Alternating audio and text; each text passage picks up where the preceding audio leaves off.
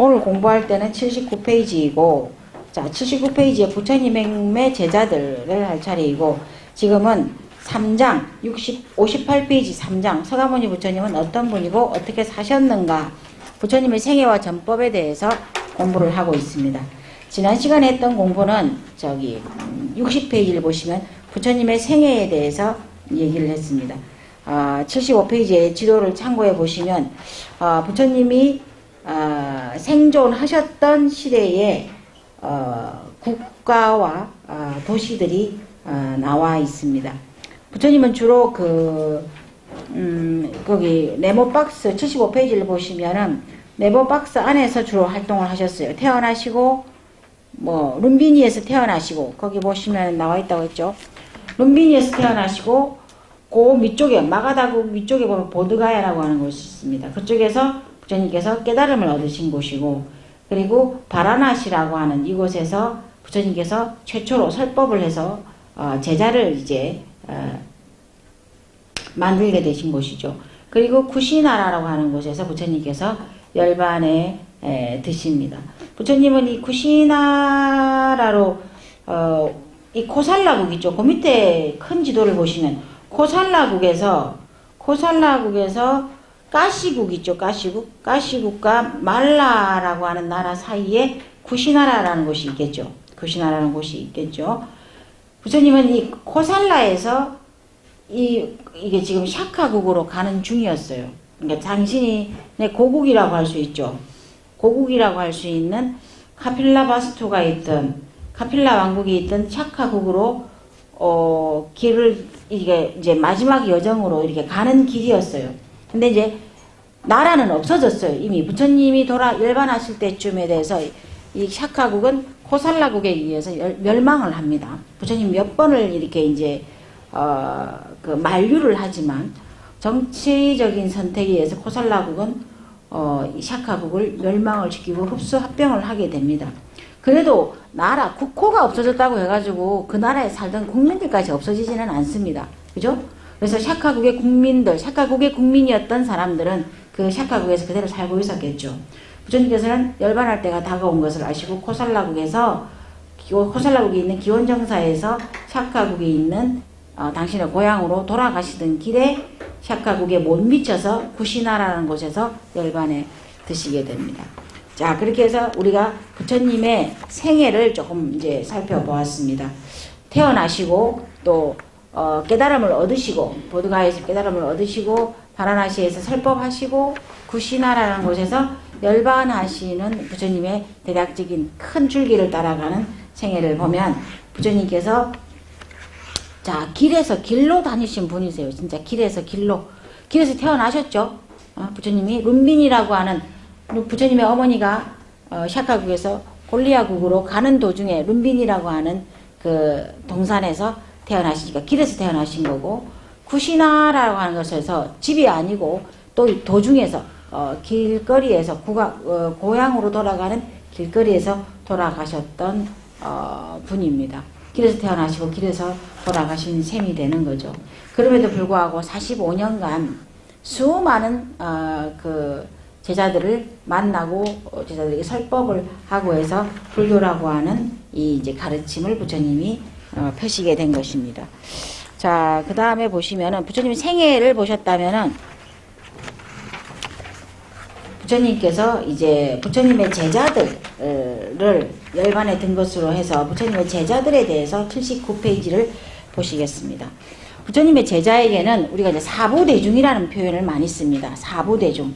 앞에서도 얘기를 하는데, 삼귀 할 때도 우리가 불법승 삼보에 귀합니다 라고 하는 표현을 쓰지만, 불교에서는 사부대중.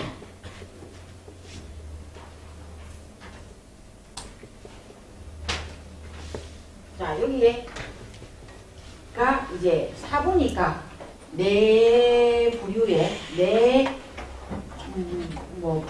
분류죠. 분류에 대중이 모여야지 불교에서는 이제 완벽한 조합이다. 부처님의 제자 가르침을 따르는 조합이다라고 얘기를 하는데, 첫 번째가 비구입니다. 비구 스님이죠. 남자 스님을 비구 스님이라고 얘기를 하고, 두 번째가 비구니 스님입니다. 비구니 스님. 비구니 스님은 여성 스님을 비구니 스님이라, 여성 출가자를 비구니 스님이라고 얘기를 합니다. 이것도 한 부분이 됩니다. 그러니까 비구 스님도 한 부분, 비구니 스님도 한 부분이 되고. 세 번째가 우바세라고 하는 남성 신도입니다.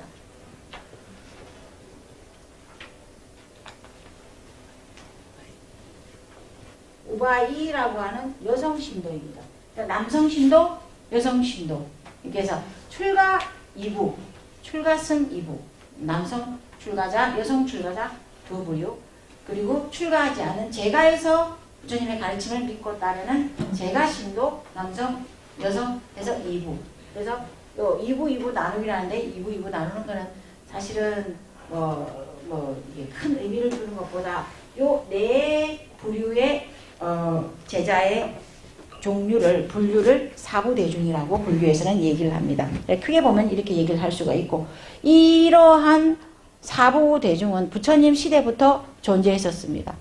그러니까 이제 여성들의, 사실은 여러분들도 우리도 잘 알고 있지만 여성들이 이렇게 평등이라든지 여성의 인권이라든지 여성의 존엄성 아니면은 이런 거를 말하고 이런 게 인정되고 이렇게 하는 것은 불과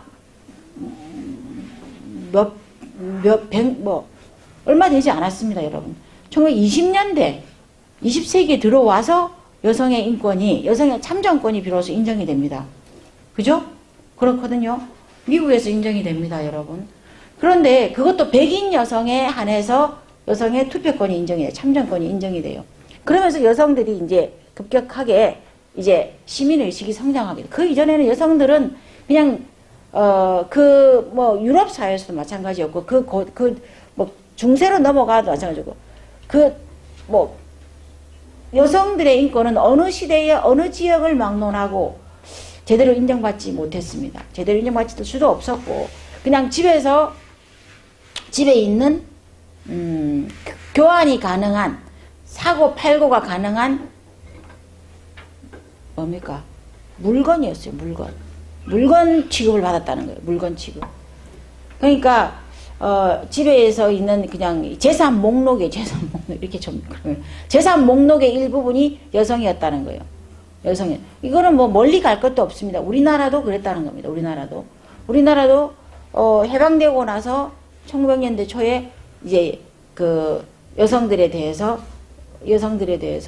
이제 새로운 문물을 받아들이는 것에 대해서 조금 허용이 되면서 여성들이 시민의식이 성장하게 되는 것이지, 그전에는 여성들은 그냥 집안에서 있는 재산 목록의 하나로서 꼭 노비만이 아닙니다. 노비만이 아니어도 여성들은 그와 같은 취급을 당했던데, 저희들 보십시오. 부처님 시대에는 지금으로부터 2600년을 거슬러 올라가서 부처님이 생존하던 시대에 이미 여성 출가자와 여성 제가 신도를 부처님은 인정하는 저런 사부대중의 개념을 가지고 있었다는 거예요.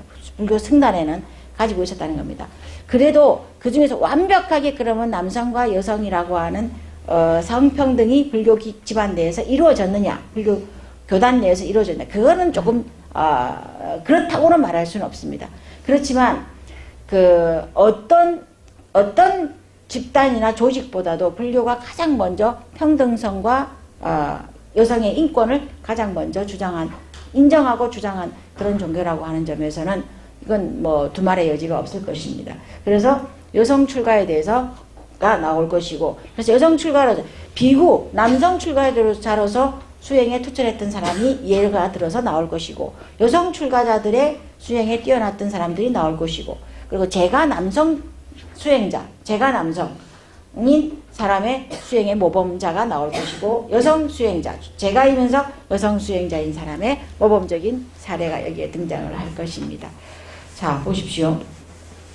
그래서 남성 출가자, 여성 출가자 이렇게 부르기도 하고, 여러분들은 이제 불교를 배웠기 때문에, 그리고 이런 용어들을 배웠기 때문에 여자 스님, 남자 스님 이런 용어들은 좀 적절하지는 않습니다. 그래서 비구 스님, 비구니 스님, 그리고 남성 제가신도, 여성 제가신도 이렇게 말해도 좋고, 우바세, 우바이 이렇게 표현을 해도 좋습니다. 그래서 여성, 남성이 불교 교단 내에 들어오면 사실은 큰 의미는 없습니다. 이 뭐 성의 역할이 정해져 있는 건 아니니까요. 그래도 이제 굳이 구분을 하자면 비구 스님, 비구니 스님, 뭐 또는 그렇게 부르면 되겠습니다. 자, 79페이지를 보시면 맨 밑에 줄에 보시면 비구 스님, 그죠? 부처님의 비구 제자들 가운데에서 뛰어난 수행력을 보인 사람이 등장을 합니다. 부처님에게는 수많은 비구 제자가 있었는데 그 중에서도 대표적인 분들이 10대 제자입니다. 10대 제자는 81페이지에 보시면 그림이 그렇게 쭉 나와 있습니다. 석굴암의 10대 제자상이 나와 있습니다. 아, 그런데 여러분 이제 궁금하지 않으세요? 아니, 부처님의 10대 제자들은 다 지금 인도 사람일 거 아니에요. 부처님 당시의 사람이고. 근데 어떻게 이분들의 모습이 다 이렇게, 우리나라 희한하게 경주 석굴암에 와가지고, 이 다 이렇게 부조로 딱 돼 있단 말이에요. 아니, 이분들이 어떻게 된 일이야. 사실은 그 부처님은 10대 제자라고 딱 명명을, 너는 첫 번째 제자, 여기 있죠. 가섭을, 아니, 지혜제일인 사리불에게 너는 지혜제일이니까 첫 번째 제자, 그 다음에 신통제일인 목갈라나에게는 너는 두 번째 제자, 그리고 세 번째 두타제일인 마가섭에게는 너는 세 번째 제자, 넘버 3, 넘버 4, 넘버 5. 이렇게 부처님이 순번을 먹여주지는 않았어요. 그리고 이들을 통칭해서 나는 10대 제자라 하겠다. 이렇게도 안 했어요. 부처님 당시에는 사실은 10대 제자라고 딱 이렇게 구분을 짓거나 그들을 특별하게 이름을 붙여서 이렇게 한 경우는 별로 없었어요. 그러면 이 10대 제자라고 하는 이 10분은 어떻게 선정이 되어서 석굴암에 입성을 하게 되었느냐? 자, 궁금하지 않으시죠? 그죠? 그것도 우리나라 석굴암에. 이런 그 10대 제자는 유마경에 의해서 나누어집니다. 유마경에 의해서 유마경에 의해서 10대 제자가 분류가 됩니다. 유마경에 보면은 수많은 부처님의 제자들이 나옵니다. 네, 여러분이 이제 배우시게 되겠지만 유마경의 주인공은 유마거사입니다. 부처님과 유마거사가 됩니다. 유마거사는 말 그대로 거사입니다. 거사. 그러니까 출가자가 아니라 출가 스님인 비구 스님이 아니라 남성 제가신도라는 것입니다. 아까 전에 그 75페이지 보시면은 75페이지에 그 그림을 보십시오, 여러분. 지도를 보면은 왓지국이라고 꼴리아 밑에 보면은 왓지국이라고 하는 나라가 있어요. 이 왓지국에서 살았던 거사가 유마거사입니다. 근데 이 사람이 굉장히 수행력이 뛰어났던 거사입니다. 그래서 거의 부처님의 제자들과 버금갈 정도로 수행력이 뛰어났던 거사였기 때문에 이 거사가 부처님의 제자들에게 감당이 안 되는 거예요. 근데 이제 하루는 이 거사가 여기서 이제 그 왓지국에 굉장히 큰 부자 상인이었는데 하루는 근데 이제 부처님의 가르침을 믿는 제가신도이기도 했죠. 병이 났어요. 병이 났는데 위마경의 이야기에 의하면 병이 나서 이 사람을 문병을 가야 되잖아요. 지금도 우리가 문병을 가듯이 부처님이 선수 문병을 가기는 그래요. 그래 부처님이 제자들에게 부탁을 합니다. 자, 왓지국에 있는 유마거사가 병이 나서 있다고 하니 누가 내 대신에 가서 유마거사를 병문안을 좀 해주시오라고 합니다. 근데 아무도 안 가겠다는 거예요.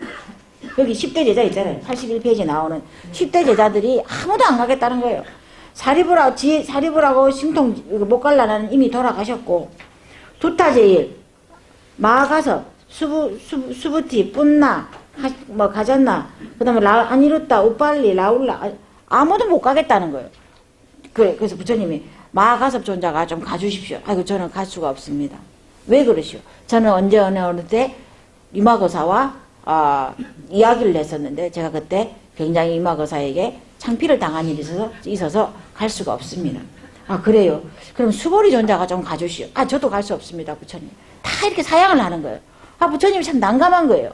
그럼 이를 어쩌나 하니까 그래서 부처님이 부탁을 한 사람이 문수보살이에요.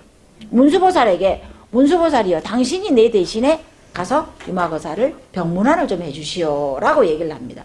그러니까 문수보살이 아이고 그러면은 제가 대신 가서 부처님께 유마거사에게 부처님의 병문안을 전하겠습니다.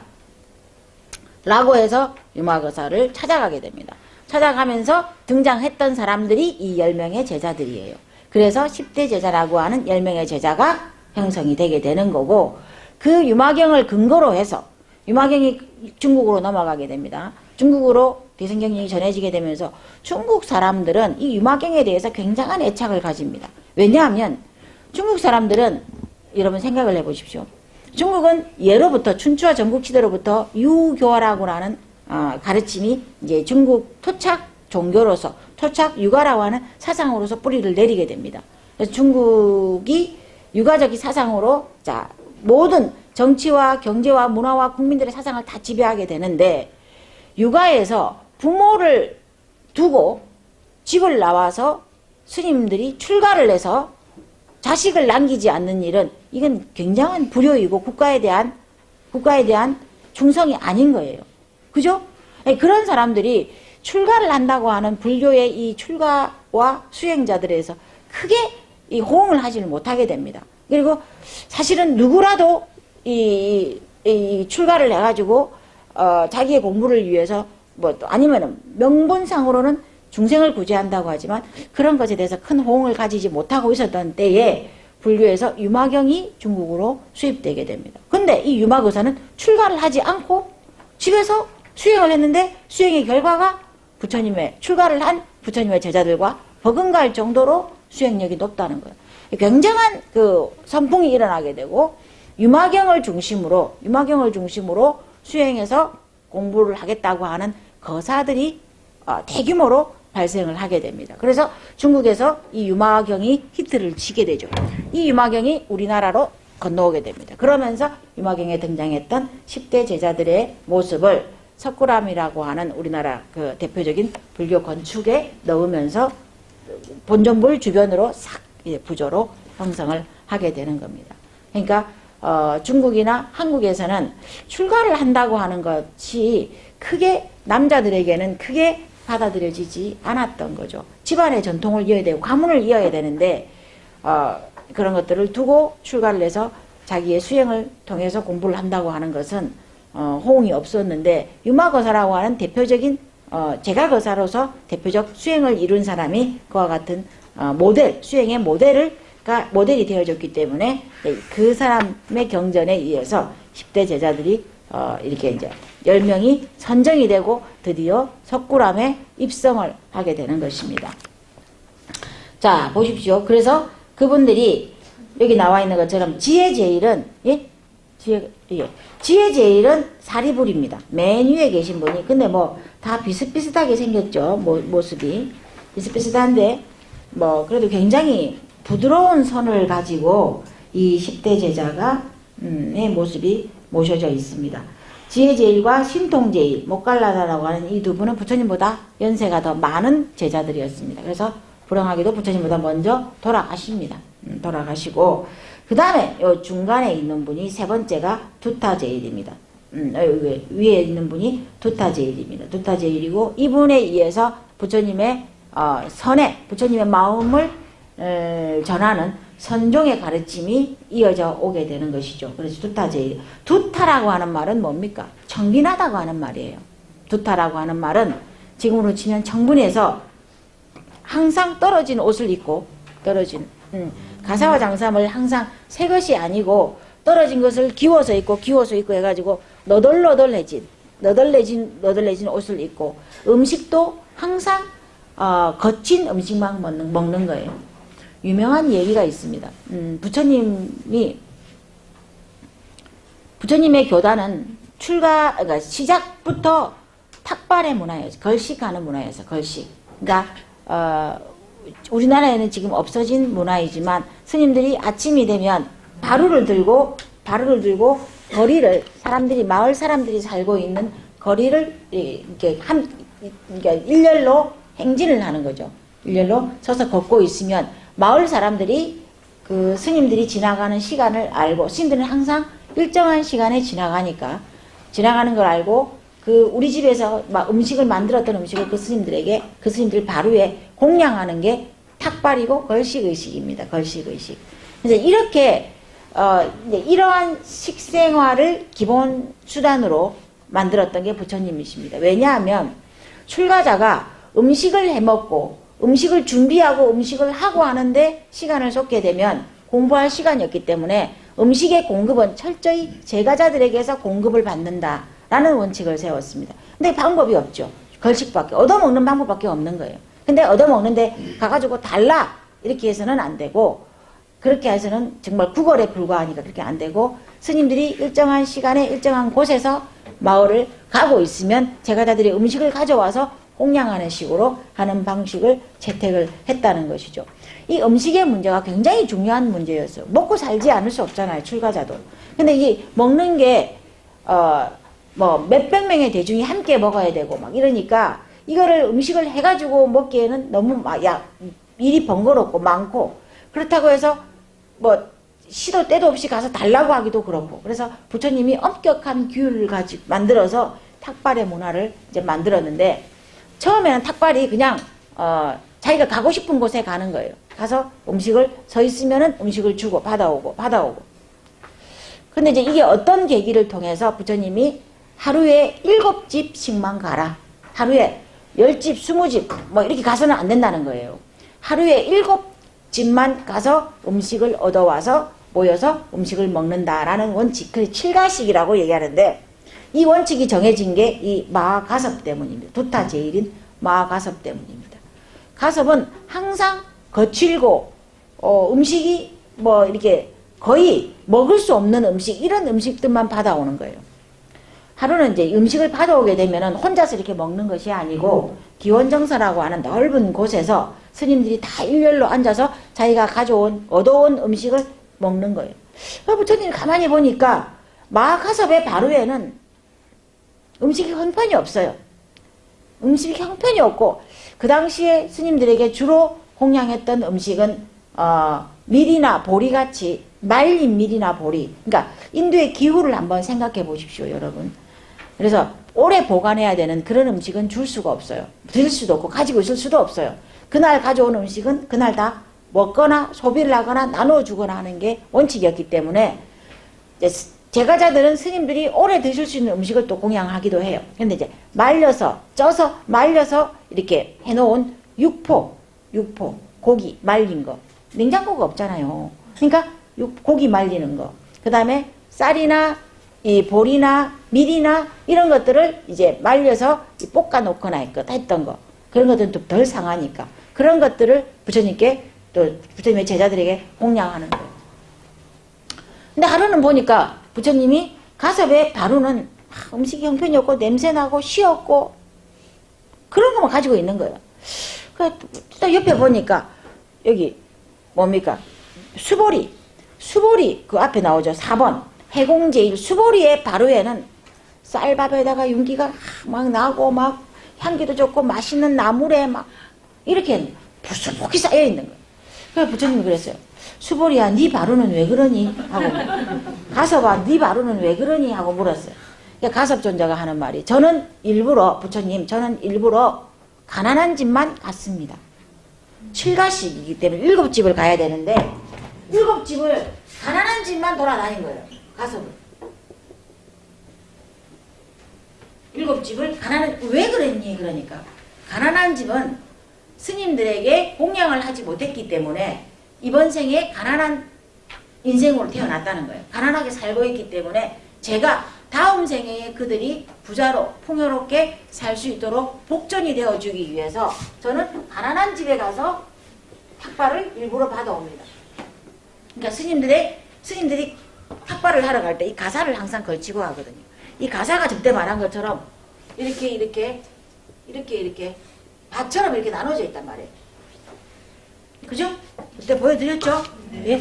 그렇기 때문에 이 복전을 많이 쌓지 못해서 이번 생에 가난하게 살고 있기 때문에 이 사람들이 다음 생에는 풍요로운 삶을 살게 하기 위해서 저는 일부러 가난한 집에 가서 쉬운 음식, 또 거친 음식 이런 것들만 받아와서 제 바로가 이렇습니다 라고 얘기를 하는 거예요. 그래? 그러면 수보리야, 네 바로는 또 왜 그러니? 수보리 바로는 흰 쌀밥에다가 동그랑 땡에다. 맛있는 게 너무 많은 거예요. 네 발언은 왜 그러니? 부처님, 저는 부잣집에 갔습니다. 부잣집에만 갔습니다. 풍요로운 집에만 갔습니다. 왜 그랬니까? 가난한 집은 그 식구들도 먹고 살 게 없어서 식구들도 끼니를 연명할 수가 없는데 그들에게 음식을 받아오기가 너무 미안해서 부잣집에 가서 음식을 받다 보니 이렇게 됐습니다. 제 마루가 이렇게 폼이 나게 생겼습니다. 라고 얘기하는 거예요. 부처님이 이 얘기를 합니다. 그러면은 가서 봐. 너는 가난한 집에 가서 그들에게 복전이 되어주기 위해서 음식을 받아갔다 했는데 가난한 사람은 다음 생에 부자로 태어나는데 네가 가지 않는 부잣집들은 다음 생에 그러면은 복전이 되지 못하기 때문에 다음 생에 가난하게 태어나도 된단 말이냐. 또 수보리에게는 수보리야 너는 부잣집만 갔다고 했는데 부잣집에 가서 음식을 얻어오면 너는 생전에 가난한 집에 가서 그들의 복전을 되어주지 못하니 부자는 항상 부자로 태어나고 가난한 사람은 항상 가난하게 태어나란 말이냐. 부처님이 이렇게 얘기를 합니다. 그렇게 얘기를 함으로 해서 앞으로는 탁발을 할 때 어느 부잣집 가난한 집을 가리지 않고 순서대로 7집만 가라. 그게 원칙이 됐어요. 그게 원칙이 되어서 그만큼 수보리는 가섭은 마하가섭은 여기서 두타제일이라고 하는 얘기가 청빈하고 아주 가난한 삶을 사는데 부처님 제자 가운데 가장 뛰어났던 사람이 이 사람이라는 것입니다. 그래서 두타라는 말은 그렇게 쓴다는 것이죠. 그 다음에 해공제일이라고 하는 것은 부처님 이 해공제일 수보리가 어디에 나오느냐 하면 금강경의 주인공이 해공제일 수보리예요. 해공이라고 하는 것은 한자를 안 써놨는데 공을 잘 이해한다는 말이에요. 부처님의 공의 사상을 잘 이해한다는 말이에요. 공. 그죠? 공이라고 하는 개념을 그 제자 가운데 부처님의 수많은 제자 가운데 수보리가 가장 제일 잘 이해했기 때문에 금강경에서 부처님에게 금강경에 질문을 하는 사람이 수보리예요. 대표 제자가 수보리가 됩니다. 그래서 금강경이라고 하는 그 위대한 불교계에서 정말로 시간이 얼마나 지나든지 간에 영원한 베스트셀러라고 할 수 있는 금강경을 이끌어가는 주인공이 이 수보리라고 하는 제자입니다.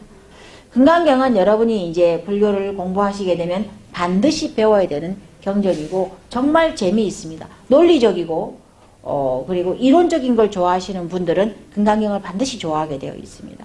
그래서 이 금강경은 불교를 믿든 불교를 믿지 않든 세계의 모든 지성인들이 금강경을 공부를 하려고 하죠. 그러니까 금강경의 사상은 공이라고 하는 저 사상을 가지고 얘기를 하지만 공뿐만이 아니고 중도도 얘기를 하고 유무를 얘기를 해서 공을 얘기하는 그런 쪽으로 가는데 어쨌거나 이 금강경을 공부를 잘 해놓으면 대승불교의 가장 중요한 핵심적인 경전을 이해하는 것으로 여러분이 생각하면 되기 때문에 반드시 배우게 됩니다. 그 금강경의 주인공이 이 수보리라고 하는 사람입니다. 그 다음에 보시면은 5번째가 설법제일 뿐나입니다. 뿐나. 설법제일은 말 그대로 가장 부처님의 제자 가운데에 설법을 논리 정연하게 가장 잘했던 제자라고 할 수가 있습니다. 그 다음에 6번째가 논의제일인 까짜나 존자인데 한문으로는 뭐 가전연전자 이렇게 얘기를 하는데 어쨌거나 자 까짜나 존자 이 사람은 논의제일 토론을 제일 잘했다는 거예요. 부처님의 가르침을 가지고 외도나 부처님의 가르침을 믿지 않는 다른 사람들 다른 사상가들과 함께 토론을 하는데 가장 뛰어났던 제자라고 할 수 있습니다.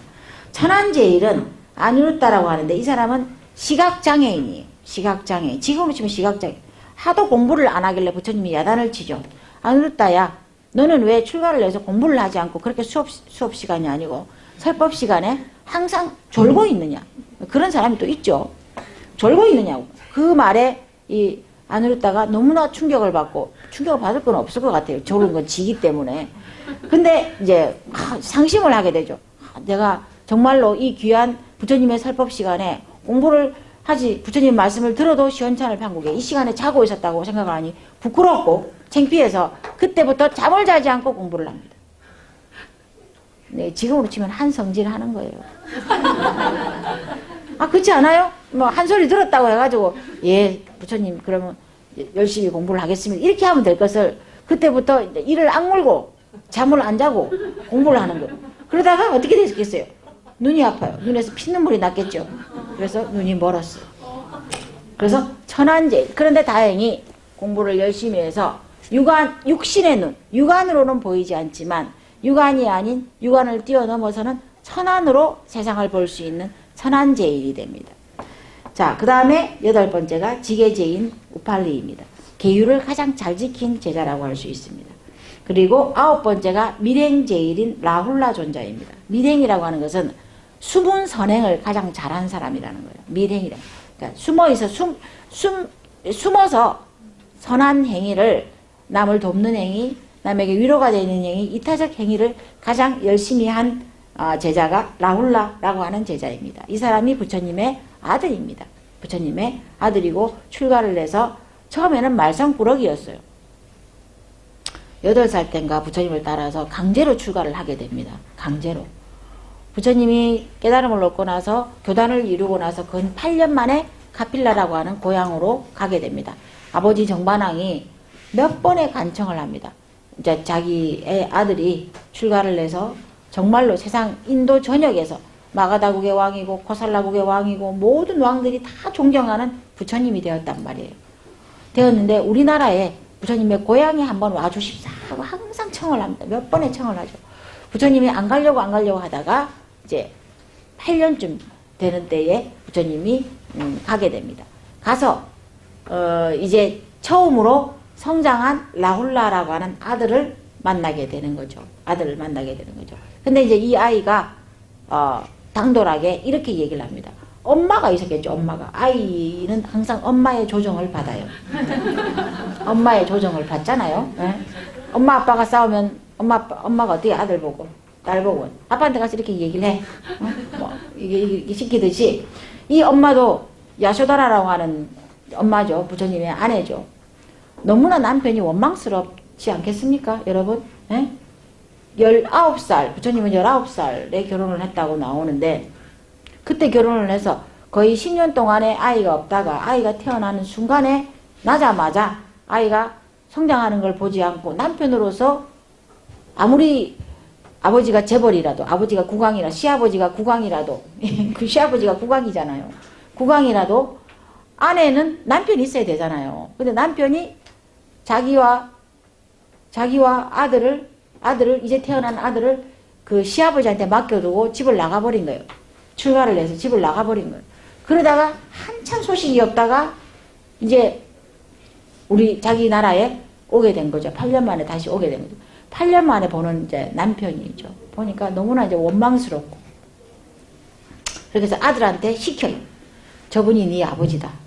가서 네 아버지다라고 얘기를 하고 아버지에게 이렇게 말해라 라고 얘기를 합니다. 아버지, 저에게 유산을 주십시오. 라고. 유산을 좀 주십시오. 아버지니까 유산을 주십시오. 라고 얘기를 물어라. 하고 이제 엄마가 시켜요. 이 아들한테, 라울라한테. 이 아들은 아버지니까 가서 이 얘기, 엄마가 시키는 대로 또 그대로 얘기를 해요.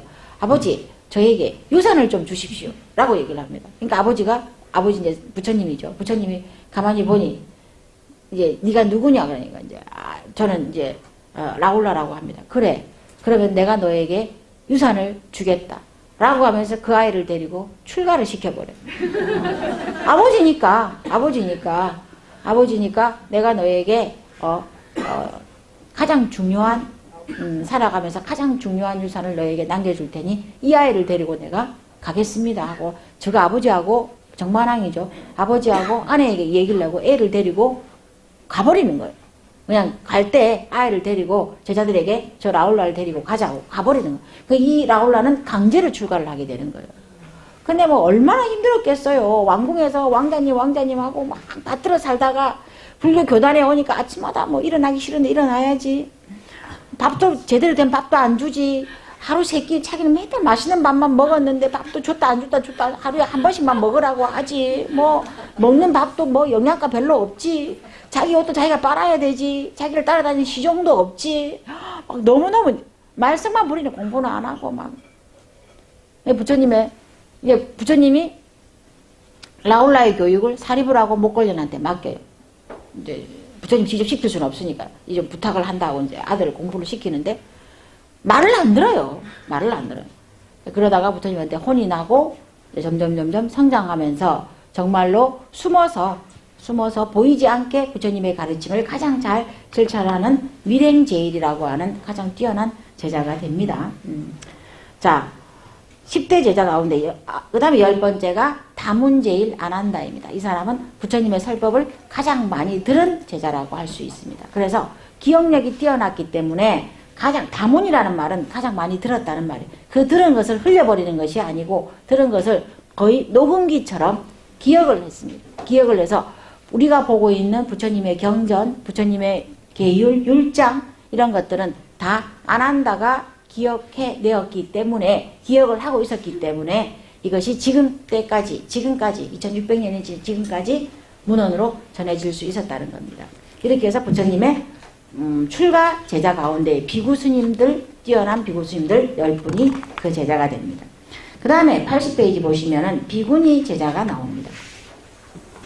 비구니 제자들도 많았어요. 최초의 비구니 스님은 비구니는 부처님을 키워주신 양모죠. 양모. 이모죠. 이모인 마파자파티라고 하는 이분이 출가를 해서 최초의 여성 출가자가 됩니다. 그래서 이 여성 출가자를 중심으로 그 왕국에 있던 샤카족의 왕국에 있던 그 공주들 또 시녀들 이런 여성들이 많이 출가를 해서 여성 출가자가 나타나게 됩니다. 그 다음에 밑에서 80페이지 밑에서 두 번째 줄에 보시면은 케마라고 하는 비구니가 있습니다. 케마. 지혜가 굉장히 뛰어났던 케마 비구니. 그 다음에 사랑하는 외아들을 읽고 부처님의 가르침에 귀의한 키사코타미라고 하는 비구니도 있습니다. 키사코타미는 말라깽이라는 이름이에요. 키사코타미라고 하는 그 이름 자체가 깍 말라서 이렇게 아주 몸집이 연약하고 말라깽이인 이런 여성인데 이름이 이제 그 뜻인데 이 여성이 결혼을 하고 아들을 하나 낳았는데 아들이 죽게 됩니다. 그래서 근데 거의 엄마가 실신을 하게 되죠. 이 키사코타미가 실신을 하게 됩니다. 자기 아들이 죽었다는 것을 받아들이지 못하고 죽은 아이를 업고 그 인도 전역을 돌아다닙니다. 인도를 돌아다니면서 아이가 마치 살아있는 아이를 대하듯이 아이를 얼르고 달래고 그렇게 하는 거예요. 마을 사람들이 다 아이가 죽었다고 아이를 장례를 지내야 된다고 죽었다고 하는데 이 엄마만 키사코타미만 아이의 죽음을 받아들이지 못하고 다 돌아다녀요. 이 아이를 그래서 사람들이 죽었다고 이 아이가 죽지 않았다고 이 아이를 살릴 거라고 죽지 않았고 이 아이는 살 거라고 그러면은 부처님한테 한번 가보라고 얘기를 합니다. 사람들이 이제 안타까우니까 그래서 그 아이를 안고 부처님한테 갑니다. 부처님한테 가서 그래요. 사람들이 다 이 아이가 죽었다고 하는데 이 아이가 죽었으면 살려주시고 이 아이를 살릴 수 있는 방법을 알려주십시오 라고 얘기를 하죠. 부처님이 얘기를 하죠. 살려주겠다고 얘기를 합니다. 살려주겠다. 내가 시키는 대로만 할 수 있느냐니까 하겠다. 아니 죽은 아들이 산다는데 엄마가 못할 게 뭐가 있겠어요. 하겠다고 얘기를 합니다. 그러면 지금부터 내가 시키는 대로 하라. 아이를 여기 두고 내가 볼 테니 이 아이를 내가 잠시 맡아두고 있을 테니 아이를 두고 지금부터 마을을 다니면서 한 번도 사람이 죽지 않은 집에 가서 겨자씨를 얻어오라. 7개의 겨자씨만 얻어오면 이 아이를 내가 지금 살려주마 라고. 알겠다. 내가 가서 그걸 금방 얻어오겠다고. 마을에 가서 얻어오겠다고. 7집에 가서 겨자씨 7알만 얻어오면 되는데 하고 가서 온 집을 다 두드리면서 이 집에서는 사람이 죽지 않았나요? 혹시 사람이 죽지 않았다면 겨자씨 하나를 주십시오. 근데 어느 집을 가나 아이고 우리 할머니가 돌아가셨어요. 아이고 얼마 전에 우리 아버지가 며칠 1년 전에 우리 아버지가 돌아가셨고 어머니가 돌아가셨고 남편이 죽었고 모든 집에 다 가봐도 사람이 죽지 않은 집이 한 집도 없었어요. 당연하죠. 그걸 알고 이 여성이 키사코타미가 다시 부처님이 있는 데로 돌아옵니다. 와서 그런 집이 없습니다. 한 번도 사람이 죽지 않은 집이 없습니다. 그래서 겨자씨를 얻어오지 못했습니다. 라고 얘기합니다. 그때 부처님이 얘기를 하죠. 키사코타미야, 봐라. 너의 아들의 죽음은 안타깝지만 누구나 인간이 태어나면 죽게 되어 있고 어느 집에나 죽은 가족을 다 가지고 있다. 이제 그만 정신을 차리고 아들을 위해서도 너를 위해서도 아들의 죽음을 받아들여야 된다. 그리고 차라리 이 아들이 왜 죽고 인간의 죽음이 왜 이렇게 고통스러운지에 대해서 수행하는 것이 낫지 않겠느냐라고 키사코타미에게 얘기를 하고 키사코타미는 그 길로 출가를 해서 출가 수행자가 되어서 굉장히 뛰어난 신통력을 얻었다라고 하는 그런 모범적인 수행자로 나와 있습니다. 그래서 이렇게 나와 있는 거죠. 여기 올라와 있는 거고, 그 다음에 세 번째가 남성 우바세 제자입니다. 부처님의 제가 제자 가운데에 남성 제자가 거기 나와 있습니다. 매우 그 밑에서 82페이지 맨 밑에 보시면은 딱부사와 발리카라고 하는 두 명의 상인입니다. 그러니까 부처님을 에게 가장 그 뛰어난 제가 제자들은 대부분 사업을 했던 사람들이에요. 상업이나 사업을 했던 사람들로서 엄청난 재력을 가진 사람들이죠. 자, 그렇게 해서 이 사람들이 또 부유한 사업가로 기원정사를 보시한 사람도 있습니다. 기원정사라고 하는 부처님의 거처를 보시한 수다타 장자, 그리고 제가 신자이면서 부처님의 가르침을 가장 잘 설법했던 치타 장자, 이런 우리가 장자, 장로 이런 말을 많이 씁니다. 장자. 불교에서는 스님들한테는 장로라는 말을 많이 써요. 이명박 장로님. 우리나라도 장로 가운데서도 제일 유명하잖아요. 장로 본 적이 없지만 이 장로라는 말을 불교에서는 오래전부터 많이 썼습니다. 기독교에서는 언제부터 썼는지는 잘 모르지만 어쨌거나 이 장로라는 말은 출가한 사람 가운데에서 연세가 많고 덕이 많은 사람, 수행력이 뛰어난 사람을 장로비구, 장로비구니 스님, 장로비구 스님, 장로비구니 스님이라고 얘기를 하고, 그 다음에 제가자 가운데서 는 장자라는 말을 많이 씁니다. 장자. 이 사람은 이제 부처님의 가르침을 믿으면서 그리고 신심이 있어야 됩니다. 신심이 있어야 되고 덕이 있어야 됩니다. 그리고 재산이 많아야 됩니다. 인품이 높아야 됩니다. 장자가 될 수 있는, 장자라는 호칭을 붙일 수 있는 몇 가지 요건이 있어요. 아무나 장자 이렇게 해서는 안 됩니다. 그리고 거사라는 표현도 많이 씁니다. 아까 말한 것처럼 거사, 유마거사의 그 거사처럼 거사라는 표현도 많이 씁니다. 거사. 뭐 처사 이런 표현은 좀 이제 요 근래 와서 쓰는데, 거사라는 표현도 갖추려면 이제 몇 가지 요건이 있어요. 근데 이제 우리는 통상적으로 여성 제가 신도에게는 보살님, 남성 제가 신도에게는 거사님 이렇게 표현을 하는데 뭐 과히 틀린 표현은 아닙니다. 여성과 남성을 나누자면 그렇게 표현을 할 수도 있는데, 어쨌거나 장로 비구는 장로는 이런 뜻으로 쓰고 장자라고 하는데 여기서는 대부분 장자입니다. 나온 것처럼 수다타 장자, 치타 장자 이런 사람들은 다 장자의 요건을 갖춘 제가신자라고 보시면 되겠습니다. 그리고 마가다국의 빈비사라 왕도 부처님의 제가신자입니다. 코살라국의 파사나디 왕, 파사이 왕이라고 하는 이분도 부처님의 제가신자입니다. 그리고 부처님에게는 주치의가 있었는데 지바카라고 하는 주치의가 있었어요. 굉장히 뛰어난 의술을 가진 지바카가 또 부처님의 제자 가운데에 뛰어난 자들입니다. 그 다음에 네 번째가 부처님의 여성 제가 신도 가운데에 여성 제가 신도입니다. 그 가운데에 부처님한테 맨 처음에 우유죽을 공양을 올린 수다타라고 하는 처녀가 있죠. 수다타라고 하는 처녀가 부처님한테 이렇게 있고, 그 다음에 앞에서 나왔던 야사 비구가 굉장히 부유한 상인의 아들이었던 야사 비구가 25살에 출가를 하는데, 야사의 어머니가 되시는 분이 부처님의 또 제가 여성 신도가 됩니다. 그렇게 해서 뭐 그 밖에도 많이 있습니다. 그 다음에 84페이지 보시면은, 자, 코살라국의 위에서 세 번째 줄에 보시면 코살라국의 말리카 왕비, 그 다음에 파사나디 왕의 왕비가 있고, 그 다음에 마가다국의 위레이 왕비, 뭐 이런 왕비들이 남편과 함께 부처님께 기위를 내서 부처님의 제가 여성 신도가 됩니다. 이들이 있고, 자, 부처님 당시의 사찰을 보시겠습니다. 부처님 당시에 이제 사찰을 보시하는 사람들이, 그러니까 상업이 발달을 하고 국가가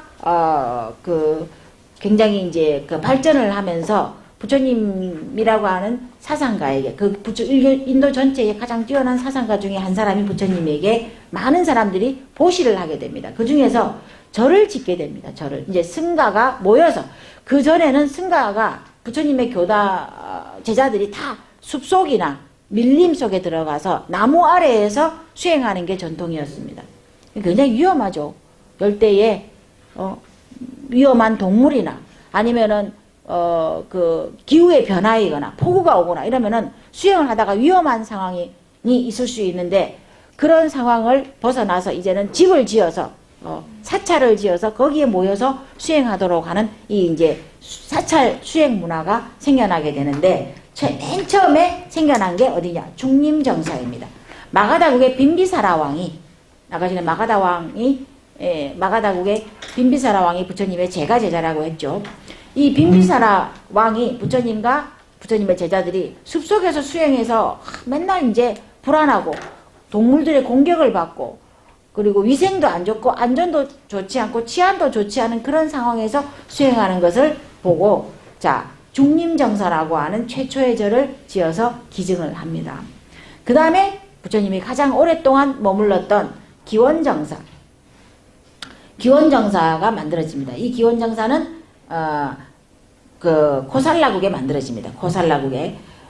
코살라국에서 수다타 장자와 그 다음에 급고독 장자라고 하는 이 두 남성 제가 신도에 의해서 기원정사라고 하는 사찰이 만들어지고 우리가 경전을 보면은 맨날 기수급고도건 금강경도 그렇게 시작을 합니다.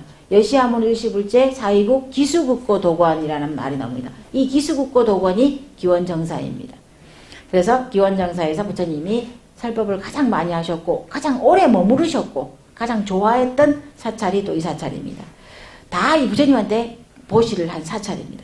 그리고 동원정사라고 하는 곳에서 여성제가신도가 위사카라고 하는 여성제가신도가 부처님께 보시를 한 동원정사라고 하는 절이 또 있습니다. 그래서 녹자모 강당이라고도 하는데 어쨌거나 부처님께 이런 사찰들을 공양을 해서 부처님이 가시는 나라마다 거주하는 나라마다 사찰들이 만들어지게 됨으로 해서 부처님을 따르는 제가자들이 부처님께 보시를 하고 그 보시를 부처님이 받아들여서 출가자들이 좀 더 안전하게 그리고 위생적이고 치안에 좀 안전하게 수행을 할 수 있는 그런 여건이 만들어지게 됩니다. 이게 이제 부처님의 제자들의 모습이라고 할 수가 있겠습니다.